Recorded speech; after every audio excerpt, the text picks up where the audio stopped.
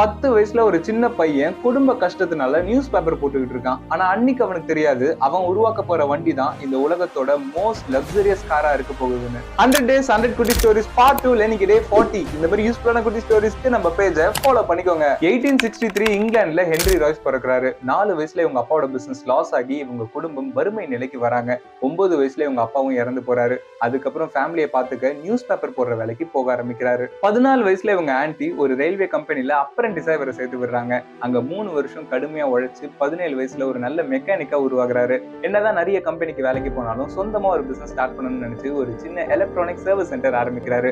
என்னதான் பிசினஸ் நல்லா போனாலும் சில வருடங்கள்லயே நிறைய காம்படிட்டர்ஸ் வந்ததுனால இவரோட பிசினஸ் கம்ப்ளீட்டா கிராஷ் ஆகுது. இப்பதான் இவருக்கு ஒரு ஐடியா வருது, நம்ம ஏன் சொந்தமா குவாலிட்டியான காசை ப்ரொடியூஸ் பண்ணக்கூடாதுன்னு நினைச்சு இதுக்காக பல வருடங்கள் கஷ்டப்பட்டு சொந்தமா ஒரு காரை உருவாக்குறாரு. பட் இந்த காரை மார்க்கெட்ல எடுத்துட்டு போய் சேல் பண்ற அளவுக்கு இவர்கிட்ட காசு இல்ல.